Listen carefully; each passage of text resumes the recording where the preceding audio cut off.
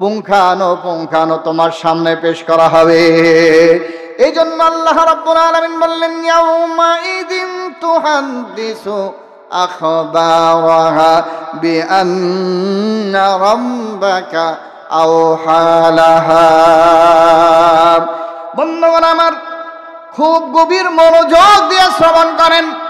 আল্লাহ রাব্বুল আলামিন সূরাতুল জিলজালের ভিতরে কত সুন্দর করে স্পষ্ট করে জানায়া দেয়। বন্ধুরা, আল্লাহর বান্দা বান্দী, যুবকরা শোনো, ভালো করে শোনো। আল্লাহ রাব্বুল আলামিন সূরাতুল জিলজালের ভিতরে চমৎকার করে জানা দেয়, ইয়াউমা ইদিন তুহাদ্দিসু আখবারাহা বিআন্না রাব্বাকা আওহালাহা।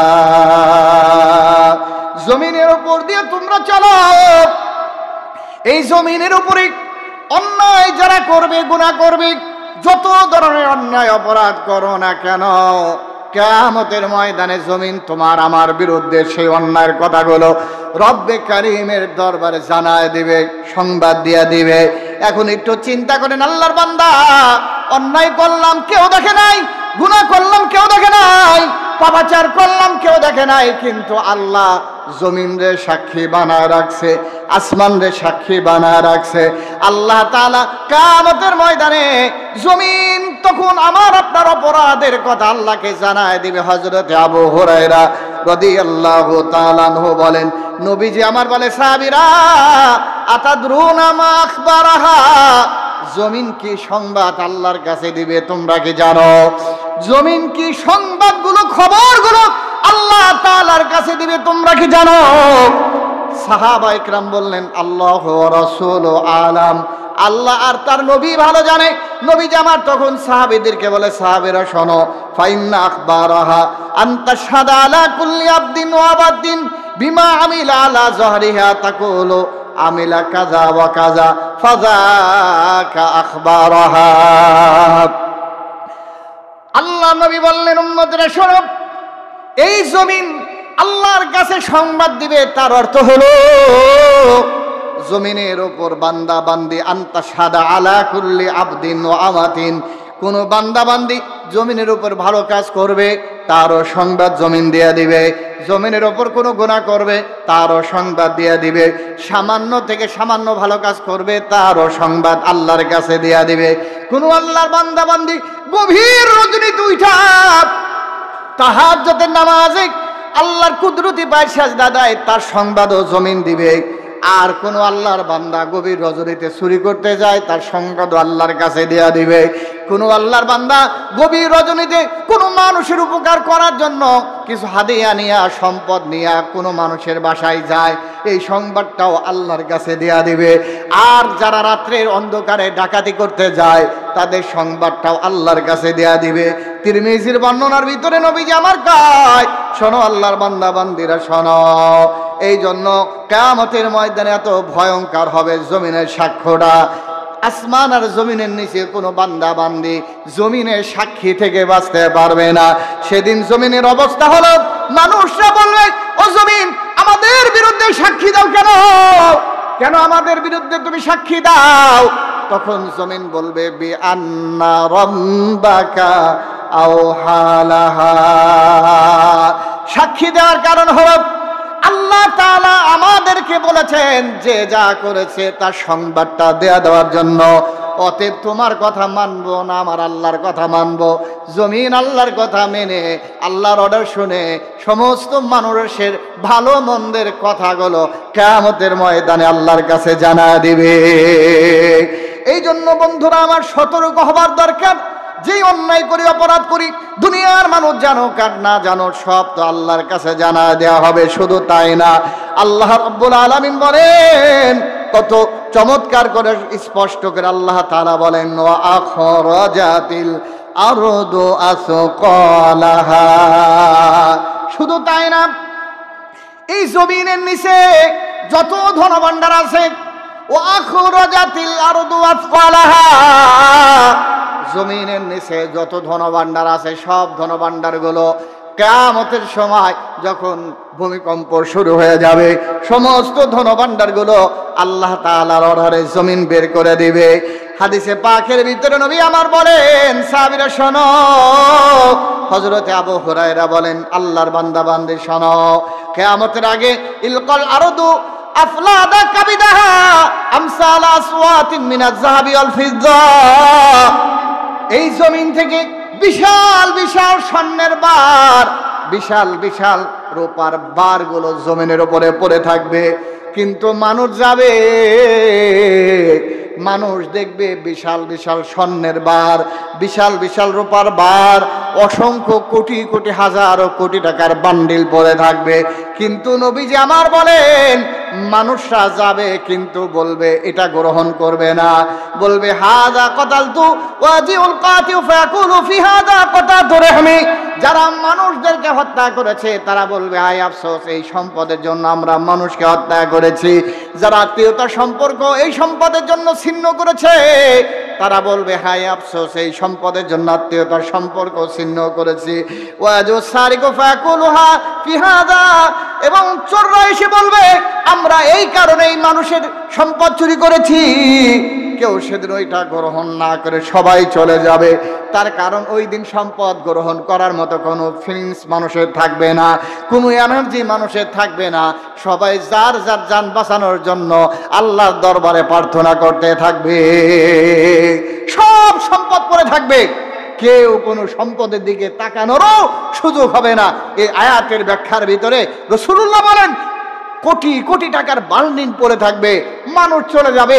যারা আত্মীয়তার সম্পর্ক, বোনের হক নষ্ট করেছে, সন্তানের হক নষ্ট করেছে, তারা বলবে এই কারণেই কি আমি আমার বোনের হক নষ্ট করেছি, সন্তানের হক নষ্ট করেছি। যারা চুরি করেছে বলবে এই কারণেই কি চুরি করেছিলাম, যারা ডাকাতি করেছে বলবে এই কারণেই কি ডাকাতি করেছিলাম। হাই সম্পদ, কোনো কিছুই তো আমার কাজে আসলো না, আফসোস করবে, কোনো লাভ হবে না। এই জন্য জমিনের উপরে সামান্য অপরাধ করলেও এই জমিন আল্লাহর কাছে জানায় দেবে। যেই সম্পদের জন্য আমরা অন্যায় করি এই সম্পদ আমাদের সামনে ওই দিন ধরা দেবে, কিন্তু সম্পদ গ্রহণ করার সুযোগ হবে না। এই জন্য বন্ধুগণ আমার, আল্লাহর নবী, বিশ্ব নবী মানুষদেরকে সতর্ক করে জানায় দেয়, আমার উম্মতেরা এই জন্য তোমরা জমিনের উপরে চলাফেরা করো। এই জমিন তোমাদের জন্য কিয়ামতের ময়দানে খুব ভয়ঙ্কর হয়ে তোমাদের সামনে হাজির হয়ে যাবে। খবরদার খবরদার, ওই দিন জমিনের ভয়ঙ্কর এই সংবাদ দেওয়া থেকে তোমরা যদি বাঁচতে চাও, এই জন্য তোমাদেরকে গুনাহ থেকে বাঁচা লাগবে, পাপাচার থেকে বাঁচা লাগবে।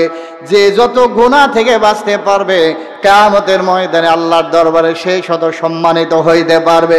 আল্লাহ রাব্বুল আলামিন কালামের ভিতরে বলেন, ইন্না আকরামাকুম ইনদাল্লাহি আতকাকুম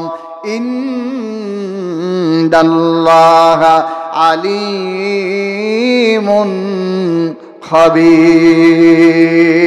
আল্লাহ রাব্বুল আলামিন বলেন, বান্দা যে যত বড় তাকওয়াওয়ালা হইবা, যে যত বড় মুত্তাকি হইবা, যে যত বেশি আমি আল্লাহরে ভয় করবা, কিয়ামতের ময়দানে আমি আল্লাহ তাআলার কাছে সে তত বেশি সম্মানিত হইতে পারবা। সুবহানাল্লাহ।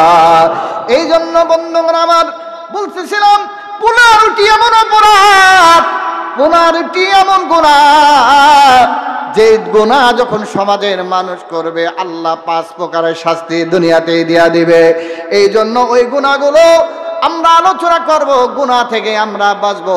1 নম্বর, আল্লাহর হাবিব সরকারে দো আলম নবীজি বলেন, হযরতে আবু হুরায়রা রাদিয়াল্লাহু তাআলা আনহু বলেন, ইযাত্তাখাযাল ফাইয়ু দুআলা, যেই 15টি গুনাহ করলে দুনিয়াতে 5 প্রকারের শাস্তি দেওয়া হয়, ওই গুনাহের 1 নম্বর গুনাহ হলো ইযাত্তাখাযাল ফাইয়ু দুআলা।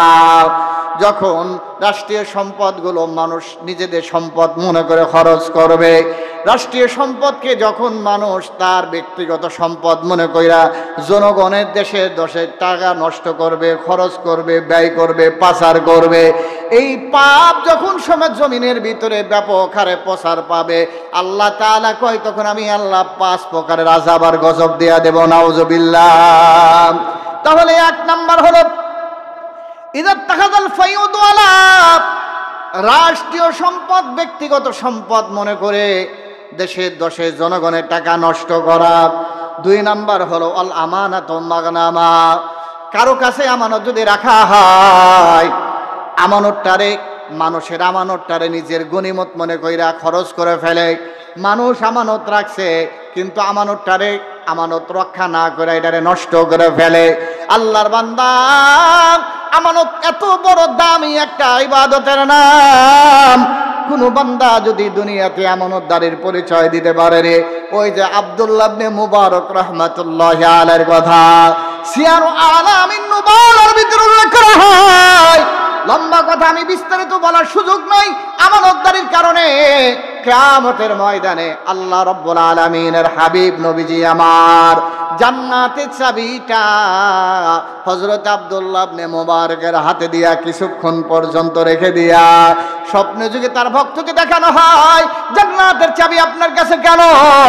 বলতেছে আমি একটা কলমের আমানত সেই শাম থেকে নিয়ে আসছিলাম আমার এলাকা মার্কে, সেই মার্ক থেকে কলমের আমানতটা আমি আমার ওই বন্ধুর কাছে পৌঁছায় দেওয়ার কারণে আমি আমানত হিসাবে রসুলের কাছে প্রমাণিত হয়েছি, আল্লাহ তাআলার কাছে সাব্যস্ত হয়েছি। এই জন্য জান্নাতের চাবি দিয়া আমাকে আল্লাহ তাআলা মরার পরে সম্মানিত করেছেন। সুবহানাল্লাহ। এই জন্য আমানতের রক্ষা করা। 3 নাম্বার হলো নবীজি আমার বলেন যে উম্মতেরা শোনো, 3 নাম্বার হলো ওয়াযাকাতু মাগরামা। যখন যাকাতকে মানুষ জরিমানা মনে করবে, যাকাত দেওয়াটাকে নিজেরা মনে করবে এটা একটা ফালতু কাজ, এটা আপনার ট্যাক্সের মতো একটা ইবাদতের মতো মনে করবে, এই যাকাত দেওয়াকে যখন মানুষ অস্বীকার করবে তখন আল্লাহ তাআলা কয় আমি 5 প্রকারের শাস্তি দুনিয়ার ভিতরে দিয়ে দেব। নাউজুবিল্লাহ। আমরা গত সপ্তাহে আলোচনা শুনেছি, যাকাত যখন দেওয়া বন্ধ হয়ে যাবে আল্লাহ তাআলা রহমতের বৃষ্টি বারিধারা জমিনের মানুষকে দেওয়া বন্ধ করে দিবে। এই জন্য বৃষ্টির মৌসুমে এখন বৃষ্টি পাওয়া যায় না। কথা বলেন ঠিক কিনা? বৃষ্টির মৌসুমে বৃষ্টি হয় না, তার কারণ হলো যারা যাকাত দেয় না এদের তাদের অপরাধের শাস্তি দুনিয়াতে আল্লাহ দেয়। তাহলে এখন বলতে পারেন হুজুর মাঝে মাঝে কেন বৃষ্টি হয়? বলে এইটা আমাদের জন্য না, নবীজি আমার বলেন এটা হলো লাউলাম বাহাইম, যদি চতুষ্পদ প্রাণী জমিনে না থাকতো সামান্য 1 ফোঁটা বৃষ্টিও আল্লাহ দিতেন না। নাউজুবিল্লাহ। এই জন্য 3 নম্বর অপরাধ হলো যাকাত না দেওয়া। যাকাত না দিলে 5 প্রকারের শাস্তি, সেই 5 প্রকারের শাস্তি আমি আপনাদেরকে পরে বলতেছি। 4 নাম্বার হলো ওয়াতাআল্লামা লিগাইরিদ্দিন, দিন বিবর্জিত, কোরআন সুন্নাহ বিবর্জিত শিক্ষা মানুষ এটা দিতে খুব স্বাচ্ছন্দ্য বোধ করে। কোরআন বিবর্জিত, হাদিস বিবর্জিত যেই শিক্ষার ভিতরে কোরআন সুন্নাহ নাই, এই শিক্ষা মানুষ তার সন্তানদেরকে দেওয়ার জন্য বিদেশে পাঠায়। এই শিক্ষা দেওয়ার জন্য মানুষ লন্ডনে পাঠায়, ইউরোপে পাঠায়, আমেরিকায় পাঠায়, বিভিন্ন রাশিয়ায় পাঠায়, ফ্রান্সে পাঠায়, ইতালিতে পাঠায়। দিন বিবর্জিত শিক্ষা এটা মানুষের কাছে খুব পছন্দনীয় হয়ে যাবে। আল্লাহর হাবিব কয় উম্মতেরা শোনো, যখন দিন বিবর্জিত শিক্ষা তোমাদের কাছে পছন্দনীয় হয়ে যাবে তখন আমি আল্লাহর দায়িত্ব হলো তোমাদের 5টা শাস্তি দিয়া দুনিয়ার থেকে ধ্বংস করে দেওয়া। নাউজুবিল্লাহ। এই জন্য আপনারা সরল মনে একটা উত্তর দেন, দিন বিবর্জিত অর্থাৎ যেই শিক্ষার ভিতরে কোরআন নাই, হাদিস নাই, যেই শিক্ষায় শিক্ষিত হলে একজন ছেলে নামাজ জানে না, রোজা জানে না, হজ যাকাত অর্থাৎ ইসলামের মৌলিক শিক্ষা, যেই শিক্ষা অর্জন করলে মানুষ অর্জন করতে পারে না, এই শিক্ষার প্রতি মানুষের আগ্রহ কম না বেশি? আমার কথাটা বুঝছেন আপনারা? এই শিক্ষার প্রতি মানুষের আগ্রহ কম না বেশি? আওয়াজ দিয়ে বলেন, এটা কি বাস্তব না অবাস্তব? এই জন্যই তো মানুষের এত আগ্রহ। আমি কোনো শিক্ষাকে খাটো করে দেখার মতো কোনো অবকাশ নাই।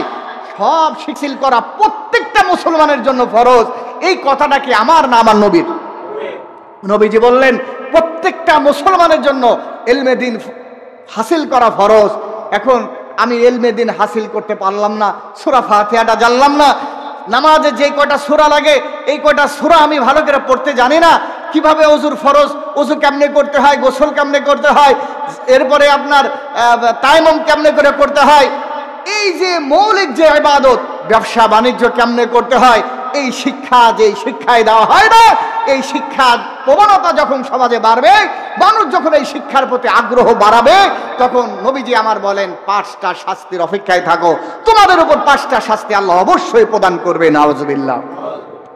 বন্ধুগণ আমার, 5 নম্বর যেই অপরাধের কারণে 5 প্রকার শাস্তি হয়, 5 নম্বর হলো আতার রজুল ইমরাতাহ, দিনে দিনে যুবকেরা তার স্ত্রীদের বাধ্য হয়ে যাবে। স্ত্রীরা যা করবে বলবে তাই শুনবে। স্ত্রীরা যদি স্বামীরে বলে, এখন স্বামী দিনই মনে করে, যদি এখন বলে রাত, স্বামী এটাকে রাত মনে করে তার মা বাবার সাথে খারাপ আচরণ করে। অর্থাৎ যখন স্বামীরা স্ত্রীদের বাধ্য হয়ে ওই স্বামী তার মা বাবা সহ নিকট আত্মীয় স্বজনের সাথে যখন খারাপ ব্যবহার করবে, নবীজি আমার কয় 5 প্রকারের শাস্তির অপেক্ষায় থাকো। এরপরে 6 নম্বর অপরাধ হলো, নবীজি আমার বলেন ওয়াক্কা উম্মাহ, 5 নম্বর হলো স্বামীরা স্ত্রীদের বাধ্য হওয়া, আর 6 নম্বর হলো মার অবাধ্য হয়ে যাওয়া। ছেলেরা যখন মার অবাধ্য হয়ে যাবে, স্ত্রীদের বাধ্য হয়ে যাবে। আমি আপনাদের কাছে জানতে চাই, ওই পরিবারের মাঝে কি আপনার শান্তি না অশান্তি? কথা বলেন, শান্তি না অশান্তি? ওটা দুনিয়ার একটা জাহান্নামের টুকরা। এই জন্য যুবক সমাজ, আল্লাহর নবী কয়, ও যুবকের দল, মা মিন ওয়ালাদিন বারিন ইয়ানজুরু ইলা ওয়ালিদাইহি নাজরা রাহমাত ইল্লা কাতাবাল্লাহু লাহু বিকুল্লি নাজরাতিন হাজ্জাতাম মাবরুরা। নবীজি আমার বলে, আমার উম্মতের যুবকেরা শোনো, কোন সন্তান সে যদি নেক নজরে তার বাবার দিকে তাকায়া থাকে, কোন সন্তান যদি তার মায়ের দিকে শুধুমাত্র একটু তাকায়া থাকে, যতবার তাকাবে রে, ততবার আল্লাহ তাআলা ওই যুবকের উপর, যুবতীর উপর প্রত্যেকটা তাকানোর কারণে কবুল হজের সওয়াব আল্লাহ লিখে দেয়। জোরে কোন সুবহানাল্লাহ। এটা তোমার ইসলাম, এটা তোমার দ্বীন। তোমার মা আর বাবার দিকে রহমতের নজরে শুধু তাকায়া থাকবা, তাকানো থাকাটাই তোমার কবুল হজের সওয়াবের জন্য আল্লাহ তাআলা মাধ্যম বানায় দেবে। সুবহানাল্লাহ। বন্ধুগণ আমার, তাহলে 6 নাম্বার হলো মায়ের অবাধ্য হওয়া, 7 নাম্বার হলো ওয়াদানা সাদিকা, 7 নাম্বার হলো বন্ধুরা নিকটবর্তী হয়ে যাবে, বন্ধুদের কথায় উঠা বসা করবে। আর 8 নাম্বার হলো ওয়াতাকসাবাহ, যুবকরা যখন বাবার অবাধ্য হয়ে যাবে। দেখেন নবীজি হাদিসটা কত চমৎকার করে মিলায়া বললেন। বন্ধুরা নিকটে, 8 নাম্বার হলো বাবা দূরে চলে যাবে। এমন একটা সমাজ এখন আমরা আছি না নাই? কথা কয় না? এমন একটা সমাজে এখন আমরা আছি না নাই? বন্ধুদের কথায় রাত ভর বাহিরে চলে, গাঞ্জা খায়, ইয়াবা খায়, বিভিন্ন জায়গায় যায়। বাবা কত কয়, বাবারে সন্ধ্যা হয়ে গেলে বাসায় থাকবা, রাত্রে বাসায় থাকবা, কোথায়ও যাইবা না। বাবার কথা না শুই না হিরুমসিদের সাথে ঘুরা ঘুরা ভালো পরিবারের সন্তানরা পর্যন্ত হিরুমসিওয়ালা হয়ে যায়। কথা কয় না? হয় কি হয় না? এই পরিবারের সন্তান হিরুমসিওয়ালা হওয়ার কথা না, এই পরিবারের সন্তান গাঞ্জাখোর হওয়ার কথা না। ওই যে নবীজি আমার বললেন 7 নাম্বার হলো আদনা সাদিকা, বন্ধুরা নিকটবর্তী হয়ে যাবে, বন্ধুরা আপন হয়ে যাবে, বাবা পর হয়ে যাবে। যখন এই আমল যুবকরা শুরু করে দিছে, তখন সমাজের ভিতরে অশান্তির আগুন দাও দাও করে জ্বলে। কথা বলো ঠিক কি না? এই জন্য শিক্ষা নেন আল্লাহর বান্দা। 9 নম্বর জোহরাতিল আসওয়াদু ফিল মাসাজিদ, 9 নম্বর অপরাধ হলো যখন এই জমিনের মসজিদগুলোর ভিতরে আওয়াজ বেশি হয়ে যাবে, হই হল্লা বেশি হবে। মসজিদে আসবে ইবাদত বন্দিগি করার জন্য, কিন্তু মসজিদে ঢুকেই আওয়াজ, কথাবার্তা, পরস্পর আওয়াজ, পরস্পর নানান ধরনের খোশ গল্প। মসজিদে আসে ইবাদতের জন্য, ইবাদত না কইরা বাহিরের গল্পগুলা মসজিদের ভিতরে কইরা কইরা আর একজন যে নামাজ পড়ে তার নামাজটা পর্যন্ত নষ্ট হয়ে যায়। এই আমল যখন সমাজের মসজিদগুলোতে চলবে, আল্লাহ নবী কয় 5 প্রকারের শাস্তির অপেক্ষায় করো। নাউজুবিল্লাহ। মসজিদের ভিতরে নামাজের নিয়তি, ইতিকাফের নিয়তি আসার পর যখন মসজিদগুলোতে ভিতরে আপনার হই হল্লা টাইপের আওয়াজ, এইটা সমাজে এখন আছে না নাই? মসজিদে ঢুইকা পারিবারিক কথা, মসজিদে ঢুইকা সমাজের কথা, বাজে আজে বাজে কথা বইলা মসজিদটারে গরম করা সমাজে আছে না নাই? আওয়াজ দিয়ে বলো মুসলমান না আছে না নাই?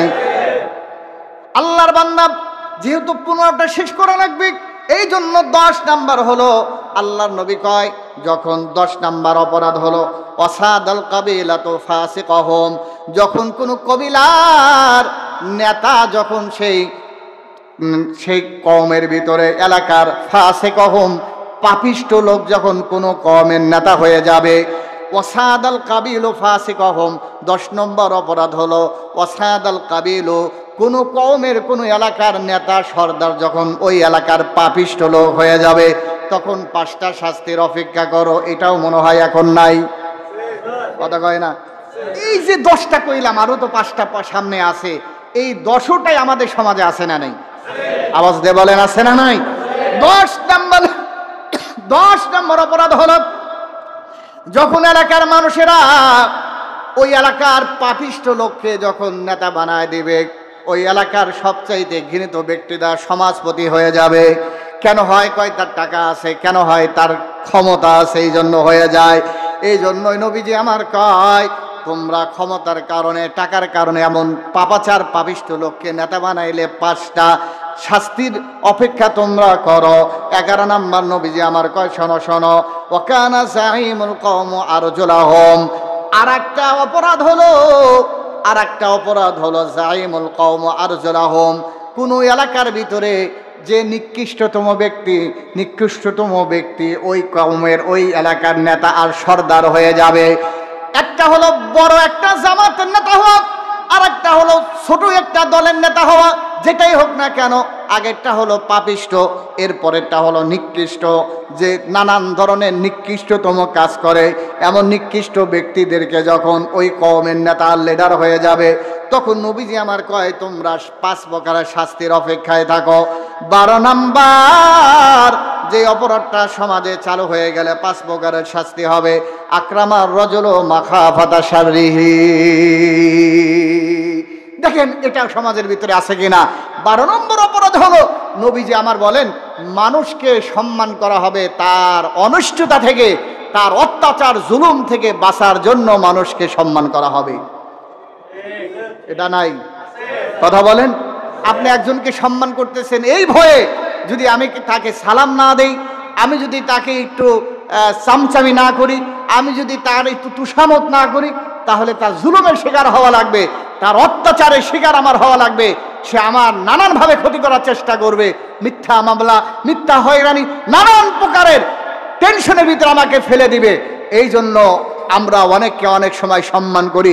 নবীজি আমার বলেন যাকে করা হলো এই রকম মানুষকে তার খারাপি থেকে বাঁচার জন্য যখন সমাজে একজন আরেকজনকে সম্মান করার প্রবণতা বাড়বে, তখন তোমরা ফারতাকিবু ইনদা যালিক, অপেক্ষায় থাকো, 5 প্রকারের শাস্তি তোমাদের আসবে। নাউজুবিল্লাহ বলেন। সমাজে বুঝে এই প্রচলন নাই? কথা বলেন আছে না নাই? একটাও কি আমার কথা?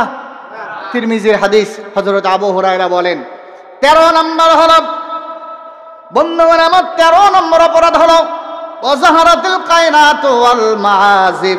13 নম্বর হলো যখন সমাজের ভিতরে, রাষ্ট্রের ভিতরে নায়িকা গায়িকার প্রবণতা বাড়বে। 13 নম্বর হলো যখন সমাজের ভিতরে বাদ্যযন্ত্রের প্রবণতা হয়ে যাবে। আমি আপনাদের কাছে জানতে চাই নায়িকা গায়িকা নর্তকী আর এই বাদ্যযন্ত্রের প্রবণতা এখন বাড়ছে না কমছে? আওয়াজ দিয়ে বলেন বাড়ছে না কমছে? কই যে হুজুর এখন তো আর হলে যাওয়া লাগে না, এখন হলে যাওয়ার দরকারটা কি? এখন হল তো তোমার হাতের ভিতরেই আছে, আর হলে যাওয়ার দরকার আছে নাকি?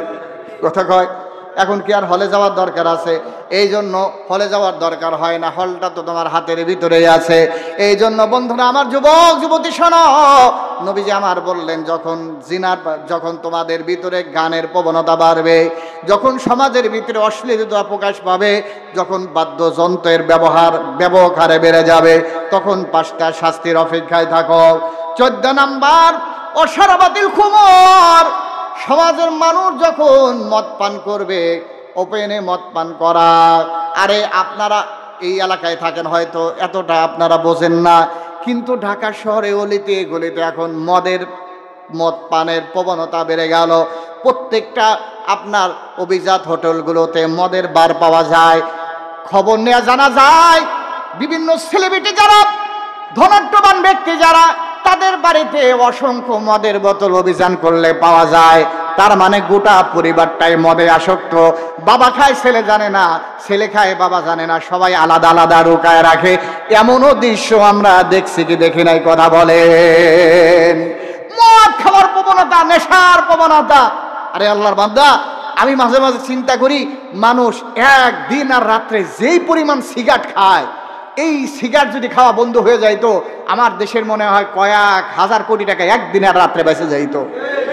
রাত্রে বাড়াইলে সুবহানাল্লাহ, আপনার ওই যে কি বাতি কয় ওটারে, ওই যে রাত্রের ভিতর টিম টিম করে চলে, জোনাকি পোকার মতো সবার হাতে হাতে জ্বলতে থাকে। কথা কয় না কেন? আমরা তো রাত বিরাত গাড়িতে চলি না, যে দেখি জোনাকি পোকার মতো এ টান দেয়, ও আর এক টান দেয়, ও ধোঁয়া বাইর করে। তার মানে পুরা এলাকা, পুরা বালাকা এলাকার বাজার জোনাকি পোকার মতো সিগারেট আর বিড়ির এই আলোতে রূপান্তরিত হয়ে যায়। কথা বলো মুসলমান, ঠিক কিনা? বন্ধুগণ আমার, একটু চিন্তা করেন, এই কথাটা একটু চিন্তা করেন। আপনি দিনে কত টাকা নষ্ট করলেন, কয় টাকা ইনকাম করেন আর কত টাকা নষ্ট করলেন, এটা চিন্তা করেন। বন্ধুগণ আমার, 15 নম্বর ওলানা আখির হাদিল উম্মা উলাহা, পরবর্তী জামানার লোকেরা পূর্ববর্তী জামানার ভদ্র লোকদের, নিচু মানের লোকেরা আলেমদের, নিচু প্রকৃতির মানুষরা সভ্য মানুষদের সমালোচনা করবে। নিচু প্রকৃতির মানুষরা ভদ্র সভ্য ভালো মানুষদের সমালোচনা করবে, দোষ ধরবে। আলেমদের দোষ, একজন সাধারণ যে কিছু জানে না শোনে না এরকম পাবলিকও ধরে। এর প্রবণতা আমাদের সমাজে আছে না নাই? আওয়াজ দিয়ে বলেন, আছে না নাই? যারা আলেমদের, এমন একটা জামানা আসবে সাধারণ পাবলিক গুলো পর্যন্ত ভদ্র সভ্য জ্ঞানী গুণী আলেমদের দোষ ধরে ধরে আলেমদেরকে হেয় করার চেষ্টা করবে, আলেমদেরকে বেইজ্জতি করার চেষ্টা করবে, সম্মানিত মানুষদেরকে অসম্মান করার চেষ্টা করবে। এই যে 15টা অপরাধ নবীজি আমার বলে উম্মতেরা শোনো, এই যে 15টা অপরাধের কথা বললাম, ফারতাকিবু ইনদা যালিক, এই অপরাধগুলো যখন তোমাদের সমাজে প্রবণতা বেড়ে যাবে, সংগঠিত হবে, তখন 5 প্রকারের শাস্তির অপেক্ষায় তোমরা থাকো। আমি আপনাদের কাছে যে 15টা অপরাধের কথা বললাম, অন্তর দিয়া কোন 15টা এখন আমাদের সমাজে, আমাদের দেশের ভিতরে হয় কি হয় না? যদি হয়ে থাকে তাহলে রাসূলুল্লাহ কয় তোমরা ওই সময় 5টা শাস্তির অপেক্ষায় থাকো। 1 নাম্বার রিহান হামরা, তোমাদের উপর অগ্নি বৃষ্টি তোমাদের উপর চাপায় দেওয়া হবে, আগুনের বৃষ্টি তোমাদের উপরে চাপায় দেওয়া হবে। যেটা বলছিলাম গত জমায়, আমেরিকার কয়েকটা রাজ্য আগুন দিয়া পোড়ায় দেওয়া হলো, এমনি করে বৃষ্টি হবে, তা আগুনের বৃষ্টি তোমাদের উপরে দেওয়া হবে। 2 নাম্বার শাস্তি হলো ওয়ালজালজালাতান, ভূমিকম্প হবে। গত রাত্র নাকি 1টার পরে আমাদের দেশে ভূমিকম্প হয়েছে, ওয়ালজালজালাতান, ভূমিকম্প হবে। 3 নাম্বার হলো আমাসখান, তোমাদের চেহারা বিকৃত করে দেওয়া হবে। 4 নাম্বার হলো খাসফান, এই 15টা অপরাধ যদি তোমরা করো তোমাদের জমিন ধসাইয়া তোমাদেরকে ধ্বংস করে দেওয়া হবে। 5 নাম্বার ওয়াকাসফান, 5 নাম্বার শাস্তি হলো তোমাদের উপর পাথরের বৃষ্টি নিক্ষেপ করা হবে। আল্লাহর বান্দা, 15টা অপরাধ করলে কয়টা শাস্তির অপেক্ষায় থাকা লাগবে? 5টা। এখন হুজুর আমাদের শাস্তি দেওয়া হয় না কেন? আমার তোমার নবী দোয়া করে গিয়েছেন, আল্লাহ একসাথে আমার উম্মতকে ধ্বংস করে দিও না। আমার তোমার নবীর বদৌলতে আমাদেরকে আল্লাহ একটু থাকার সুযোগ করে দেয়। এই জন্য অপরাধ 15টা, শাস্তি 5টা। 1 নাম্বার হলো রিহান হামরা, অগ্নি বৃষ্টি দেওয়া হবে। 2 নাম্বার জালজালাতান, ভূমিকম্প দিয়ে ধ্বংস করে দেওয়া হবে। 3 নাম্বার মাসখান, চেহারা বিকৃত করে দেওয়া হবে। 4 নাম্বার খাসফান, জমিন ধসাইয়া তোমাদের ধ্বংস করে দেওয়া হবে। 5 নাম্বার খাসফান, তোমাদের উপর পাথরের বৃষ্টি দিয়া তোমাদেরকে নিশ্চিহ্ন করে দেওয়া হবে। অতএব আল্লাহর বান্দা বান্দি, এই 15 প্রকার অপরাধ থেকে আমাদের বাঁচার দরকার আছে না নাই? আওয়াজ দিয়ে বলেন, আছে না নাই? তিরমিজির বর্ণনায় আবু হুরায়রা রাদিয়াল্লাহু তাআলা আনহু এই হাদিসটা বলছেন, 1447 নম্বর হাদিস, তিরমিজির 1447তম হাদিসের ভিতরে হযরত আবু হুরায়রা এটা বর্ণনা করেছেন। এই জন্য আল্লাহর বান্দা, যে কথাগুলো বললাম, এই অপরাধগুলো আমাদের সমাজে হয়, আমি আপনি সবাই এই অপরাধ থেকে বাঁচার দরকার আছে না নাই? আওয়াজ দিয়ে বলেন, আছে না নাই? আমি আপনাদেরকে মেরাজের উপহারের কথা শোনাইতে চাইছিলাম, আজকে আর হবে না, আগামী জুমায় ইনশাআল্লাহ। মেরাজ থেকে রাসূল স্পেশাল 3টা উপহার নিয়ে আসছেন। কয়টা উপহার? আগামী জমা ইনশাল্লাহ বলবো। বাকি আরো 14টা কর্মসূচি